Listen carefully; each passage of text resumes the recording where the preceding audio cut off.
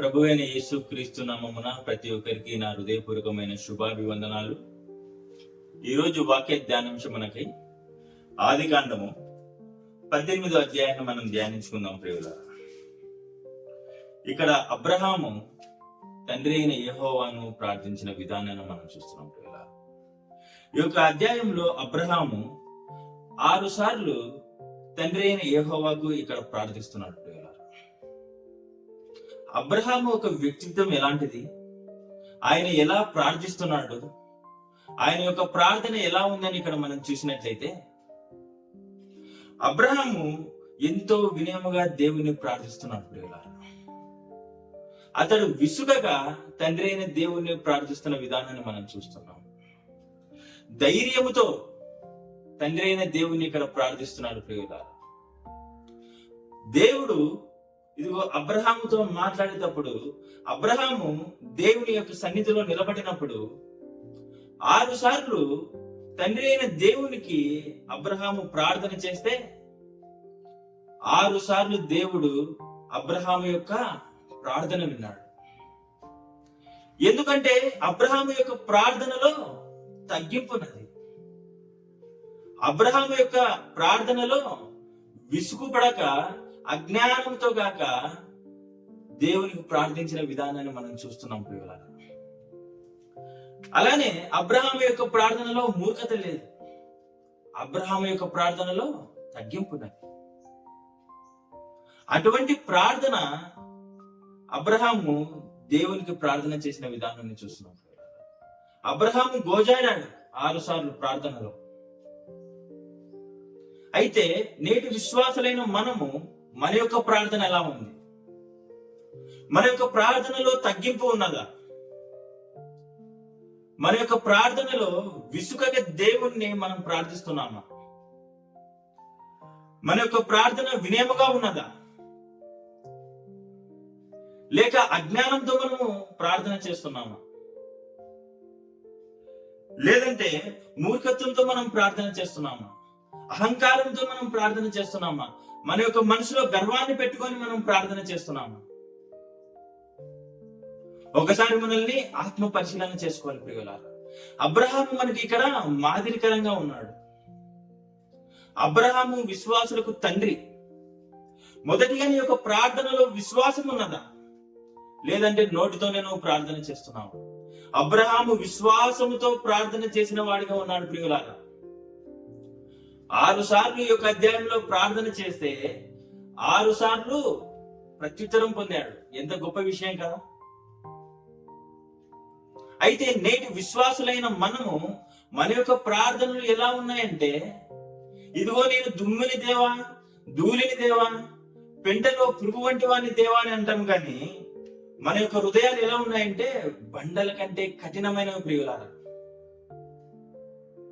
అయితే మళ్ళీ అంటాం మనం, నేను చచ్చిన కుక్కని దేవా అని అంటాం. అలాంటి తగ్గింపు ఉన్నదా మనలో నిజంగా? మనం నోటితోనే ఆ మాటలు మాట్లాడుతున్నాము. జీవితంలో మనము పొగరుబోతులుగా ఉండి నేను చచ్చిన కుక్కను దేవా అని అంటే దేవుడు నీ యొక్క ప్రార్థన వింటాడు అనుకుంటున్నావా ప్రియులారా? దేవుడు అలాంటి ప్రార్థనలు వినువాడు కాడు. అబ్రహాము యొక్క ప్రార్థనను మనము అలవర్చుకోవాలి ప్రియులారా. అయితే ఈ యొక్క ఆదికాండము 18వ అధ్యాయంలో మనం చూసినట్లయితే, మామ్రే దగ్గరనున్న సింధూర వనములో అబ్రహాము ఎండవేళ గుడారపు ద్వారం ముందు కూర్చొని ఉన్నప్పుడు యెహోవా అతనికి కనబడెను. యెహోవా అతనికి కనబడిన తర్వాత ఇంకా కొద్ది కనులెత్తి చూచిన వెంటనే ఎవరు కనపడ్డాడగా? ఇంకా 3 మనుషులు కనబడిన విధానాన్ని మనం చూస్తున్నాం ప్రియులారా. అయితే అబ్రహాము ఆ యొక్క 3 మనుషులను ఇంటికి ఆహ్వానించి, ఇదిగో వారికి భోజనాలు ఏర్పాటు చేసిన తర్వాత ఆ యొక్క 3 మనుషులు ఆ యొక్క భోజనాన్ని తిని తృప్తిపడి, అయితే అతని యొక్క సంతానాన్ని గూర్చి, ఆ యొక్క చేయబో సంగతులను గూర్చి అబ్రహామునకు శారాకు చెప్పి అక్కడ నుంచి వెళ్ళిపోయినప్పుడు, అయితే అబ్రహాము ఏం చేస్తున్నాడు ఇక్కడ? ఇంకా యెహోవా సన్నిధినే నిలబడి ఉన్నాడు ప్రియులా. మనం యెహోవా సన్నిధినే మనం నిలబడాలి. ఇదిగో నీవు సంఘములో ఉన్నా, కుటుంబంలో ఉన్నా, ఇదిగో బయట సమాజంలో ఉన్న దేవుని సన్నిధిలో నీవు నిలబడాలి ప్రియులారా. అయితే అబ్రహాము ఆ యొక్క ముగ్గురు మనుషులు వెళ్ళినా కూడా అబ్రహాము ఇక్కడ ఏం చేస్తున్నాడు? దేవుని సన్నిధిలో నిలబడి ఉండెను అని ఇక్కడ రాయబడి ఉన్నది ప్రియులారా. ఆయన యొక్క సన్నిధిలో మనం నిలబడాలి. అబ్రహాము మనకు మాదిరి. ఇక్కడ అబ్రహాము దేవుని సన్నిధిలో నిలబడి ఇక్కడ మాట్లాడుతున్న విధానాన్ని మనం చూస్తున్నాం ప్రియులారా. అంతకంటే ముందుగా మనం చూసినట్లయితే యెహోవా అబ్రహామును గురించి ఒక మాట తన మనసులో అనుకుంటున్నాడు. ఆ యొక్క మాటలు చదివినప్పుడు ఒళ్ళు గొగ్గుర్లు పరుస్తుంది ప్రియులారా. ఇక్కడ ఏమంటున్నాడు అబ్రహాము గురించి? యెహోవా నేను చేయబో కార్యము అబ్రహామునకు దాచెదనా అంటున్నాడు. వా, అంటే అబ్రహాము దేవునితో ఎంత స్నేహం చేసింటాడు ప్రియులారా. నేను చేయబో కార్యములు అబ్రహామునకు దాచెదనా అంటే ఇదిగో అతనికి అనగా అబ్రహాముకు దేవునికి మధ్య దాపరికాలు లేవు. ఇదిగో అబ్రహాము తన దగ్గరున్న బాధలు కావచ్చు, తన డైలీ ఆ యొక్క జీవితంలో జరుగుతున్న విషయాలను కావచ్చు, ప్రతి విషయాన్ని దేవుని దగ్గర పంచుకుంటున్నాడు అబ్రహాము. అయితే తండ్రి అయిన దేవుడు కూడా అబ్రహాముతో ఆయన యొక్క మాటలు విని దానికి ప్రత్యుత్తరం ఇచ్చేవాడిగా ఉన్నాడు. ఇదిగో తాను చేయబో సంగతులను చెప్పేవాడిగా ఉన్నాడు కదా. అలాంటి స్నేహము మనము దేవునితో కలిగి ఉండాలి కదా ప్రియులారా. మన జీవితంలో మనం ఏవైతే మనము బాధపడుతుండొచ్చు, సంతోషం ఉండొచ్చు, దుఃఖం ఉండొచ్చు, ప్రతి విషయాన్ని దేవుని దగ్గర మనము పంచుకోవాలి. అలానే దేవుడు కూడా మనకు ప్రత్యుత్తరమిచ్చే వాడిగా ఉంటాడు. అయితే ఎంత స్నేహము అబ్రహాము దేవునితో చేసి ఉండింటే ఈ యొక్క మాట మాట్లాడతాడు దేవుడు. నేను చేయబోవు కార్యములను అబ్రహాములకు దాచెదన. ఇదిగో మనసులో ఎటువంటిది ఏది పెట్టుకోకుండా ప్రతి విషయాన్ని అబ్రహాముకు చెప్పినవానిగా ఉన్నాడు తండ్రి అయిన దేవుడు. అయితే మన యొక్క విషయంలో కూడా, మన యొక్క జీవితంలో కూడా దేవుడు నాకు ఏం చేస్తాడు, దేవుడు నా ఫ్యూచర్ ఎలా ఉంటుంది, దేవుడు నన్ను వాడుకోవాలనుకుంటున్నాడు, నాకు ఉద్యోగం ఇస్తాడా, నాకు పెళ్లి విషయం కావచ్చు, నా యొక్క కుటుంబ జీవితం విషయం గురించి కావచ్చు, మనకి ఎన్నో చింతలు ఉంటాయి. కానీ నీవు దేవునితో స్నేహం చేస్తే ఇక్కడ అబ్రహాముకి ఏమంటున్నాడు? నేను చేయబో కార్యములు దాచెదన అంటున్నాడు. అబ్రహాము దగ్గర దాచని దేవుడు నీ దగ్గర దాస్తాడ ప్రియులారా? ఖచ్చితంగా దాచడు. దేవుడు నీకు చేయబో కార్యములను ఖచ్చితంగా ఏదో విధంగా తెలియజేస్తాడు ప్రియులారా. అయితే కింద వచనాల్లో మనం చూసినట్లయితే ఇదిగో అబ్రహాము దేవుని యొక్క సన్నిధిలో నిలబడ్డాడు, దేవునితో మాట్లాడుతున్నాడు, దేవునికి ప్రార్థిస్తున్నాడు ప్రియులారా. అయితే ముందుగా అబ్రహామునకు తండ్రి అయిన దేవుడు ఒక మంచి వాగ్దానాన్ని ఇస్తున్నాడు ప్రియులారా. ఏ సంగతులు చెప్తున్నాడు ఇక్కడ అబ్రహామునకు? ఆ యొక్క వాగ్దానాలను మనం చూసినట్లయితే అప్పుడు యెహోవా నేను చేయబో కార్యములు అబ్రహామునకు దాచెదనా, అబ్రహాము నిశ్చయముగా బలము గల గొప్ప జనమగును, అతని మూలముగా భూమిలోని సమస్త జనములు ఆశీర్వదింపబడదు అని ఇక్కడ ఒక మొదటి వాగ్దానాన్ని ఇస్తున్నాడు ప్రియులారా. అయితే ఆ యొక్క వాగ్దానం ఎంతో గొప్పది కదా ప్రియులారా. అటువంటి గొప్ప ఆశీర్వాదాన్ని అబ్రహాము పొందాడు. ఆయన వలన భూమిలోని సమస్త జనులందరూ ఆశీర్వదింపబడ్డారు. ఆయన విశ్వాసులకు తండ్రి. అంతగా గొప్పగా ఆశీర్వదింపబడ్డాడు అబ్రహాం. అలా అయితే ఇంకొక మాట తండ్రి అయిన దేవుడు అబ్రహామునికి చెప్తున్నాడు. ఏమని? సొదొమ గొమొరలోని గూర్చిన మొర గొప్పది గనుకను వాటి పాపము బహు భారమైనది గనుకను. పాపము ఎప్పటికైనా బహు భారమైనది. సొదొమ గొమొరలో పాపం ఉన్నది. ఆ యొక్క పాపాన్ని బట్టి దేవుడు ఆ యొక్క సొదొమ గొమొరని నాశనం చేయాలనుకుంటున్నాడు. ఇదిగో తనకు జరగబోయేదే కాదు, ఇంకా వేరొక సొదొమ గొమొర దేశం ఏదైతే ఉందో ఆ యొక్క దాన్ని కూడా నాశనం చేసే విషయాన్ని కూడా అక్కడ అబ్రహాముతో తండ్రి అయిన దేవుడు పంచుకుంటున్నాడు. ఇదిగో ఆ యొక్క సొదొమ గొమొర యొక్క పాపము బహు భారము కలది అని ఇక్కడ మనం చూస్తున్నాం ప్రియులారా. పాపం ఎప్పటికైనా భారమైనదే. అయితే అక్కడ ఎవరున్నారు? ఆ యొక్క సొదొమ గొమొర్రాలను మనం చూసినట్లయితే లోతు అక్కడ ఉన్నాడు, లోతు యొక్క కుటుంబం అక్కడ ఉంది, లోతు యొక్క సంతానం అక్కడ ఉంది. సొదొమ గొమొర్రాలో వారు జీవిస్తున్నారు. ఇదిగో లోతుని బట్టి ఇదిగో ఇక్కడ అబ్రహాము దేవునికి ప్రార్థిస్తున్నాడు.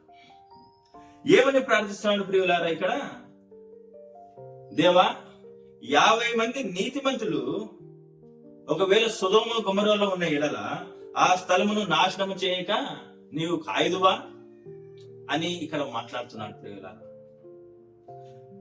అయితే ఇక్కడ మాటలను చదువుకున్నట్లయితే అబ్రహాము ఎంత తగ్గించుకున్నాడో, ఎంత ధైర్యముగా దేవునితో మాట్లాడుతున్నాడో ఇక్కడ మనం చూద్దాం ప్రియులారా. అటువంటి ప్రార్థన మనకు కూడా కావాలి. ఆ యొక్క మాటను మనం చదువుకున్నట్లయితే ఇదిగో నీతిమంతుని దుష్టునితో సమముగా ఎంచుట నీకు దూరముగాక, సర్వ లోకమునకు తీర్పు తీర్చువాడు న్యాయము చేయడా అని చెప్పినప్పుడు అప్పుడు దేవుడు ఏమంటాడంటే, ఇదిగో అక్కడ 50 మంది నీతిమంతులుంటే ఆ స్థలాన్ని బట్టి నేను కాస్తాను అబ్రహాము. మొదటి ప్రార్థనకు ప్రత్యుత్తరం వచ్చింది ప్రియులారా. అయితే మళ్ళీ అబ్రహాము మళ్ళీ ఇంకొకసారి ప్రార్థన చేస్తున్నాడు. ఏమని ఇక్కడ ప్రార్థన చేస్తున్నాడు అని అంటే, మరి అందుకు అబ్రహాము, ఇదిగో నేను ధూళియు బూడిదయునైనా నేను ప్రభువుతో మాట్లాడ తెగించి తిని అంటున్నాడు. ఎంతగా తగ్గించుకున్నాడు ప్రియులారా. ఆయన తనను తాను ధూళిగా ఎంచుకున్నాడు, బూడిదగా ఎంచుకున్నాడు. నేను ప్రభువుతో మాట్లాడి తెగించి తిని అని ధైర్యముగా ప్రార్థన చేస్తున్నాడు. తనను తాను తగ్గించుకొని ధైర్యముగా ప్రార్థన చేస్తున్నాడు. గర్వంతో ప్రార్థన చేయట్లేదు, అహంకారంతో ప్రార్థన చేయట్లేదు. తను తాను బూడిదగా ఎంచుకున్నాడు, తను తాను ధూళిగా ఎంచుకున్నాడు. మనము ప్రార్థన చేస్తే నేను ధూళిని దుమ్మును అని అంటాం, కానీ అది మన నోటి మాటల వరకే, మన హృదయం నుంచి రావాలి ఆ యొక్క మాటలు. కాబట్టి ఇక్కడ అబ్రహాము తన హృదయాంతరంగము నుంచి ఆ యొక్క మాటలు వస్తున్నాయి ప్రియులారా. అది మాట్లాడుతూ ఏమంటున్నాడు, అక్కడ ఒకవేళ 45 మంది ఉన్నారంటే ఆ యొక్క 45 మందిని బట్టి ఆ యొక్క స్థలాన్ని నువ్వు కాయదువా ప్రభువా అన్నప్పుడు, ఆ యొక్క 45 మంది నీతిమంతులను బట్టి కూడా నేను ఆ యొక్క స్థలాన్ని కాయదును అని ఇక్కడ దేవుడు ప్రత్యుత్తరం ఇస్తున్నాడు. రెండవ ప్రార్థనకు ప్రత్యుత్తరం దొరికింది ప్రియులారా. ఎంత గొప్ప విషయం కదా. ప్రార్థన చేస్తున్నప్పుడల్లా ప్రత్యుత్తరం దొరుకుతూనే ఉంది. మూడోసారి ప్రార్థన చేస్తాడు ప్రియులారా. మూడోసారి ఏమని ప్రార్థన చేస్తాడంటే, అక్కడ ఒకవేళ 40 మంది నీతిమంతులను ఆ స్థలాన్ని నువ్వు కాయదువా అంటే, ఆ యొక్క 40 మంది నీతిమంతులను ఆ యొక్క స్థలాన్ని నేను కాయదునను అంటాడు ప్రియులారా. మూడవసారి ప్రత్యుత్తరం పొందాడు. ఎంత గొప్ప విషయం కదా ప్రియులారా. అయితే ఇక్కడ చూస్తాం ఒకసారి. అయితే మళ్ళీ అంటున్నాడు, ప్రభువా నీవు కోపపడిన యెడల నేను మాట్లాడదను. మళ్ళీ తగ్గింపుతో, ఇన్నిసార్లు నేను గోజాడుతున్నాను అనేసి నేను విసిగిస్తున్నానని నువ్వు అనుకోకు. నీవు కోపపడిన యెడల నేను మాట్లాడదను, నేను ప్రార్థించను అంటూ అక్కడ ఏమంటున్నాడు, అక్కడ 30 మంది కనబడిన అక్కడ 30 మంది నీతిమంతులు ఉన్న యెడల ఆ యొక్క స్థలాన్ని నువ్వు కాస్తావా అన్నప్పుడు, ఆ యొక్క 30 మంది నీతిమంతులను నేను కాస్తాను అబ్రహాము, నువ్వు భయపడా. అలానే 20 మంది, ఒకవేళ 20 మంది ఉన్నను ఆ యొక్క నీతిమంతులను బట్టి ఆ యొక్క స్థలాన్ని నేను కాస్తాను. అయితే ఒక మాట గుర్తొస్తుంది ప్రియులారా. అయితే ఈ యొక్క సమస్త సృష్టి మొత్తము పాపంతో నిండుకొని ఉన్నప్పుడు ఒకే ఒక నీతిమంతుడు కనబడతాడు. ఎవరు? నోవాహు. నోవాహును బట్టి అతని యొక్క కుటుంబమును రక్షింపబడుతుంది కదా ప్రియులారా. మన తండ్రి అయిన దేవుని యొక్క స్వభావం ఎలాంటిదంటే, ఇదిగో నీవు ఒక్కడున్నా ఇద్దరున్నా నీ యొక్క నీతిని బట్టి నిన్ను రక్షించే దేవుడు మన తండ్రి అయిన దేవుడు. కాబట్టి ప్రియులారా, నీ యొక్క నీతిని, నీ యొక్క విశ్వాసాన్ని చూసే దేవుడు. దేవుడు నన్ను కాపాడతాడా, దేవుడు నన్ను కాపాడడాన్ని నీవు ఎప్పుడు అనుకోవడం లేదు ప్రియులారా. ఇదిగో ఈ యొక్క భూ ప్రపంచం మొత్తంలో ఒకే ఒక నీతిమంతుడు ఉన్నాడు, నోవాహు. ఆ యొక్క నోవాహును బట్టి ఇదిగో ఆ యొక్క నోవాహు యొక్క కుటుంబాన్ని దేవుడు రక్షించాడు. నీ యొక్క నీతిని బట్టి, నీ యొక్క విశ్వాసాన్ని బట్టి దేవుడు నిన్ను రక్షించాడా? ఖచ్చితంగా రక్షిస్తాడు ప్రియులారా. అలానే అబ్రహాం ఏమంటాడు, 10 మంది ఉంటే ఆ యొక్క స్థలాన్ని బట్టి నువ్వు కాయుదువా అన్నప్పుడు ఆ యొక్క 10 మంది నీతిమంతులను బట్టి కూడా నేను కాస్తాను, వారిని నేను రక్షిస్తాను అబ్రహాము అని ఇక్కడ దేవుడు చెప్తున్నాడు ప్రియులారా. అయితే 6 సార్లు ఇక్కడ అబ్రహాము ప్రార్థించాడు. ఆ యొక్క 6 సార్లు ప్రార్థించినప్పుడు అతనిలో పోరాట పటిమను మనం చూస్తున్నాం కదా ప్రియులారా. అలానే ప్రార్థనలో ఆయన సిగ్గుపడలేదు, నేను ఎన్నిసార్లు నేను ప్రార్థన చేస్తున్నాను అనేసి. ఇదిగో సిగ్గుపడక వినయంతో దేవుని ప్రార్థించాడు, విసుగక దేవుని ప్రార్థించాడు ప్రియులారా. విశ్వాసంతో దేవుని ప్రార్థించాడు, నిరీక్షణ కలిగి నమ్మకంతో దేవుని ప్రార్థించాడు ప్రియులారా. అలాంటి ప్రార్థన మనకు కావాలి కదా ప్రియులారా. అలాంటి ప్రార్థన మనలో ఉందా? మనలో ఉన్నట్లయితే ఇదిగో దేవుడు నీ యొక్క ప్రార్థనను ఖచ్చితంగా వింటాడు ప్రియులారా. అయితే ఫలించు ప్రార్థన ఎలా ఉంటుందంటే, విసుగు లేక విశ్వాసముతో ఎప్పుడైతే మనం గోజలాడతామో ఆ యొక్క ప్రార్థనలో ఖచ్చితంగా ఫలం గ్యారెంటీ ఉంటుంది ప్రియులారా. అలాంటి ప్రార్థన ఫలిస్తుంది. విశ్వాసముతో మనము దేవుని దగ్గర గోజలాడాలి. ఎప్పుడైతే అలా ప్రార్థిస్తామో ఆ యొక్క ప్రార్థన ఫలిస్తుంది. ఇదిగో అబ్రహాము ఇక్కడ దాన్ని ఏమంటే విసుగుపడక దేవుని ప్రార్థించాడు, విశ్వాసంతో దేవుని ప్రార్థించాడు. కాబట్టి అబ్రహాము యొక్క ప్రార్థనకు దేవుడు మొర విన్నాడు. కాబట్టి ఇదిగో ఆ యొక్క లోతును అక్కడి నుంచి వెళ్ళమని దేవుడు చెప్పాడు.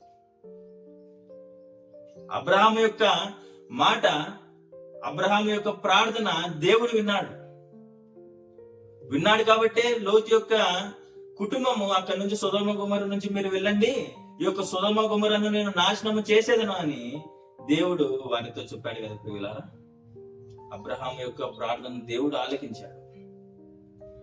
అయితే వాక్యం వింటున్న ప్రియులారా, నీవు అలాంటి ప్రార్థన చేస్తున్నావు? నేను ముగిస్తున్నాను.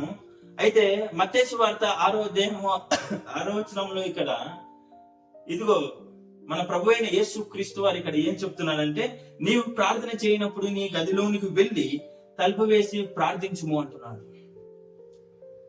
అయితే అలాంటి ఏకాంత ప్రార్థన కూడా నీవు కలిగి ఉండాలి ప్రియులారా. ఎందుకంటే మనము సంఘంలో సమాజంలో ఉన్నప్పుడు మనము కొన్ని ప్రార్థనలు మనము చేయలేనివి ఉంటాయి.